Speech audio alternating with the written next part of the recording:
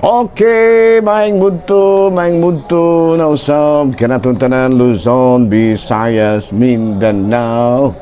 Mayong mudto Philippines, maing mudto world, maing mudto universe.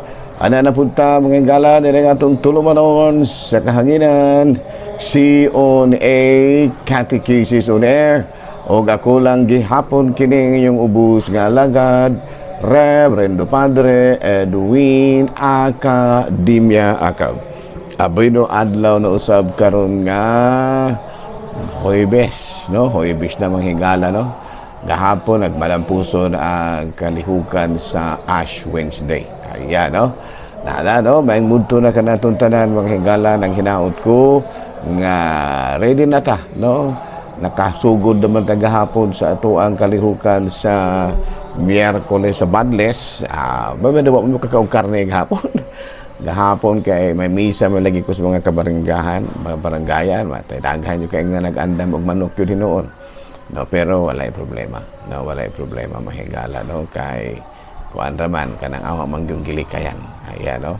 Dahara, no, may muto na kanatong tanan ang hinaot kita mga higala nga na kitang tanan sa kapiskay sa panluwas o padayon sa ato ang mga pamalandong sa Quaresma, no? Okay, kaduha ka adlaw na ron mahigala sa Quaresma. Pizza 19 na ni, no? Nara, no, og mga adlaw, pizza 20, nabalik na punta sa ato ang Station of the Cross. Okay. Binoan din na ta mahigala sa atong CBCP News, balitang simbahan ni ining kamudtuhon. Boy na mahigala atong CBCP News. Simba kalusugan, no, gipasigdahan kini sa CBCP kini Commission on Healthcare. Ayan, no, directly, no, bringing healthcare directly into parish communities. So sa ato pa doon na karoy programa sa atong simbahang Katoliko sa CBCP kini gitawag sa tinagalog og Simba Kalusugan, no, nga diin ang mga kaayuhan, mga kalihukan alang sa kaayuhan sa pangluwas direktamente mahigala nga gidala sa ngadto sa mga parish communities sa mga kaparokyahan. Balita mahigala dito sa Vatican, Cardinal Parolin, Pieter Parolin, matud pa niya, Vatican will not participate in Trump's Board of Peace. Matud pa niya, adunay mga questionable nga mga isyu nga nahilakip sa nasangpit nga kalihukan. Ano?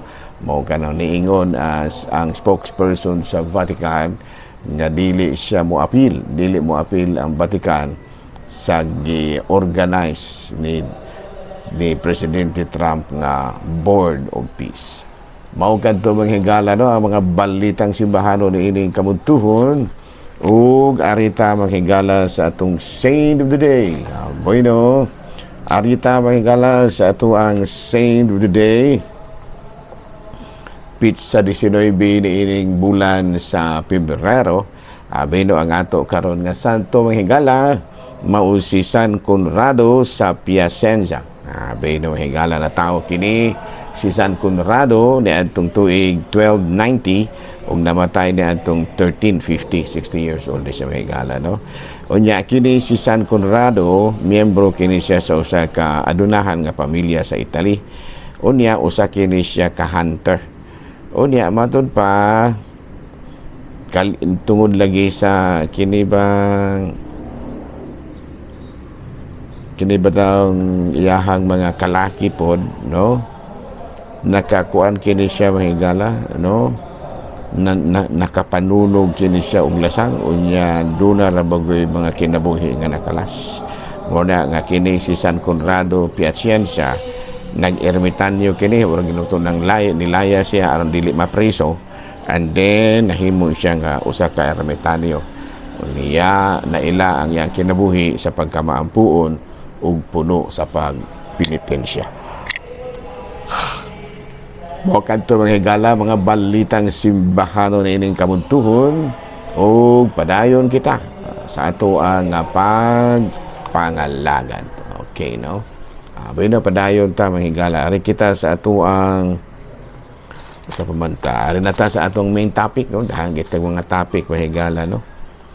Abi no, nahitabo di kagahapon mahigala, no? Nga gipangtawag namin ni obispo, no? Thrilling kay mahigala, no?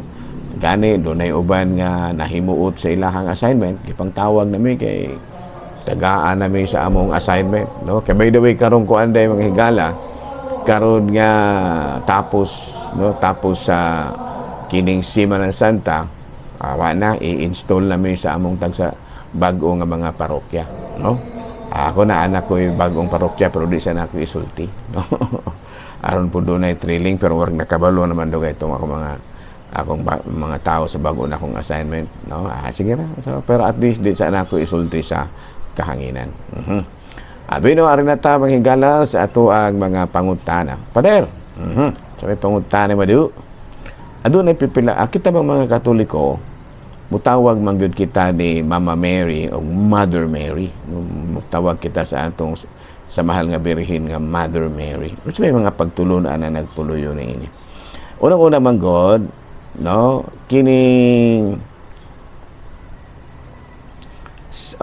unang-una sa dayo ng kamatay sa atong Ginoong Jesucristo dito sa cross, iyang gibilin ang iyang inahan ngadto sa iyang tinunan, ang iyang inahan ngadto sa mga tinunan. Ito ka nang mabasa sa Juan kapitulo 19 versikulo 26 sa 27. No, matod pa dire, oh.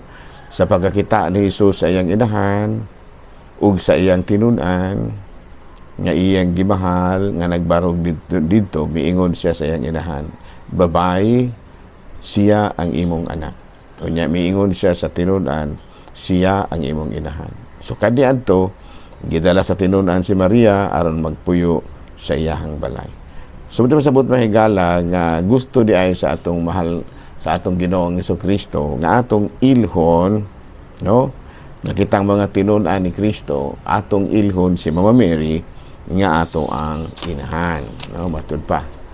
Kaya aduna po'y panultihon nga kung giisip nimo si Jesus nga imong igsuon dan walay katarungan nga dili nimo isipo ilhon si Santa Maria nga imong inahan. Ana no dugang pa si Santa Maria mao ang inahan ni Jesus ug tungod kay ang simbahan mauman ang lawas mistiko ni Kristo ato kanang mabasa sa Efeso kapitulo 4 bersikulo 4 hangtod sa 13 o sa Efeso kapitulo 5 bersikulo 23 kay ang bana mao ang ulo sa iyang asawa ingon nga si Kristo maoy ulo sa iyang simbahan, ingon nga si Kristo maoy ulo sa iyang simbahan o si Kristo mo ang mangluluwas sa simbahan nga mao ang iyahang lawas. Nga sa ato pa ang simbahan di ay mao ang lawas ni Kristo. Unya kay kita man di ay ang kita mao man ang simbahan sa ato pa kay kita man pud ang lawas ni Kristo, so ato di ang inahan ni Kristo ato pud nga inahan, no?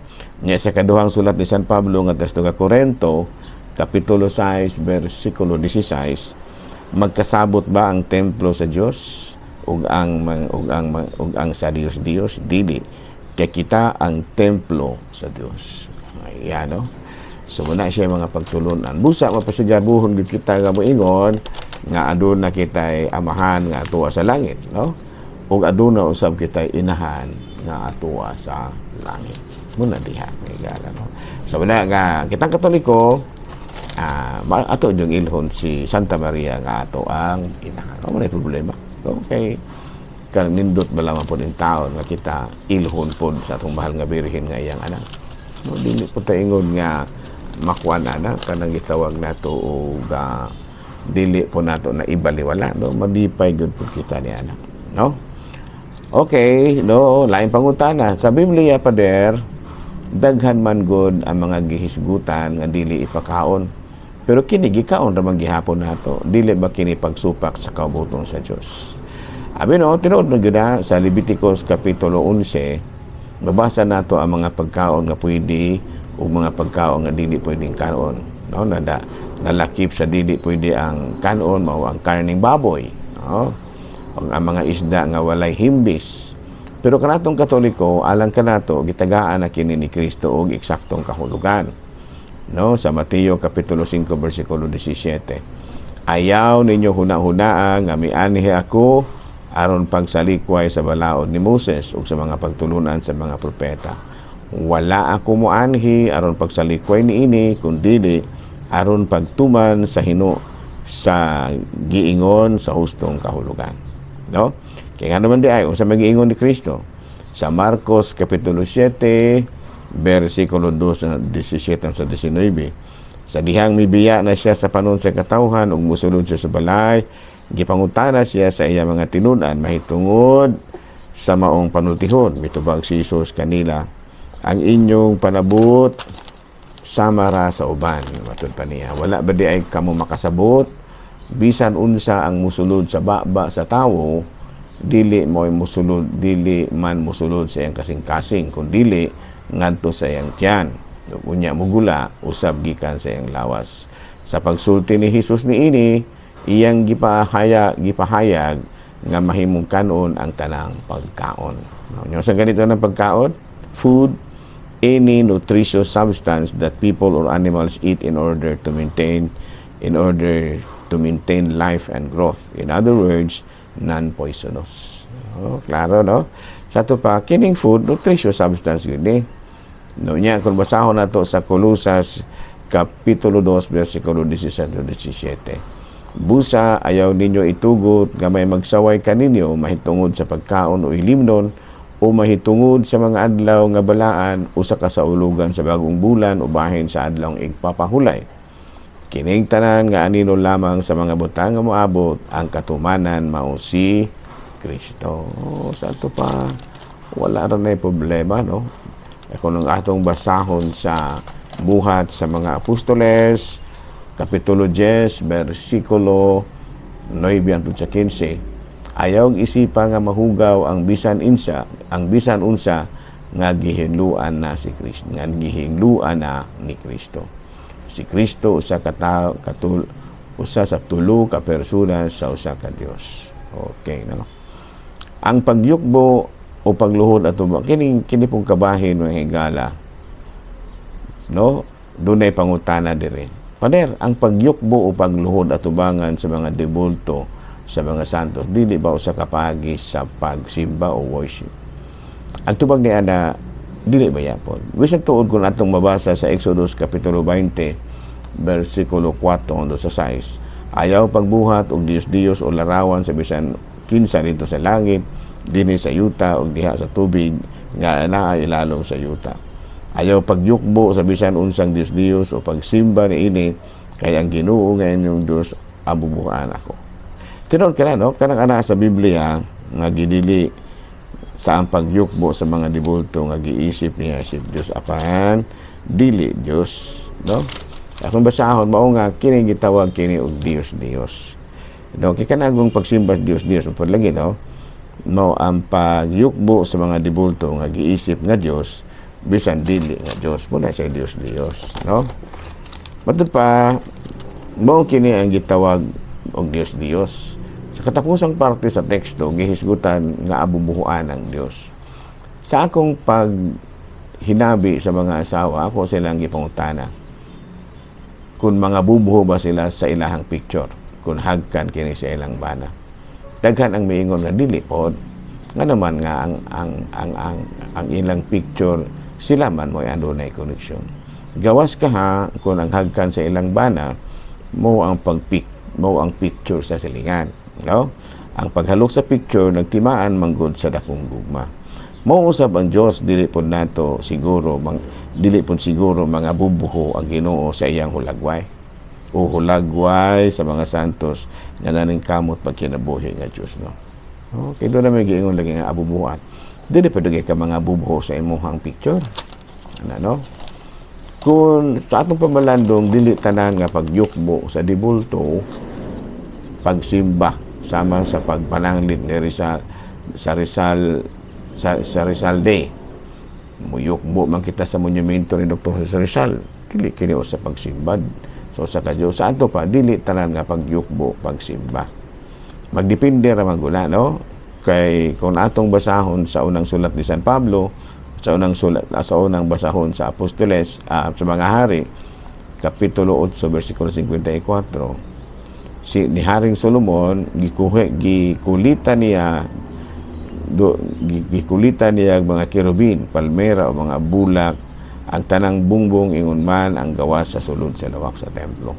Doon mga kirubin, sa man ang kirubin, mga anghel god nga gagmayng bata, ano. So dinhi lang sa kita kuto mga higala ha. Ako lang gihapon kini inyong ubos nga alagad. Daghang salamat ha, kay at least medyo kuan tagamay uri apikir sa oras. Pero daghang kayong salamat sa inyong hampag patalingon. Okay pangustaon mga higala, no. Ang ako ang mga classmate din sa Sikihor, no. Asa to ka ay kuan din na-assign si kuan Father Masyon sa kuan sa kining dito sa karon na-assign sa Dawin, no? Kauban sila ni Father Amahit. Ayan, Dawin. Yan ako, di pa ako isulti ha. Kaya maron doon na po'y thrilling gamay. Nahala, no? Daghang salamat mga higala sa inyo ang pagpakiguban kanako ni ining kamuntuhon. Labi na gayod si Sister kanang Pieta, no? Sister Pita, no? Sister Pita, no? Sa to'y apelido ni mo sa Lamedia mo siguro to Sister Pitch, no? Yang akong mga kaigsunan nga kanunay usab nga nagsunod ni ining atong programa, no? Daghan may pumiingon nako may higala nga nagsigig gid silang paminaw po sa akong programa. No, salamat inyo ha. Nako kay nako nang utang kaubuton kay dili biya pud in taon lalim ning mag-record taon niya walay namin ako. Salamat o bayong mudto Pilipinas.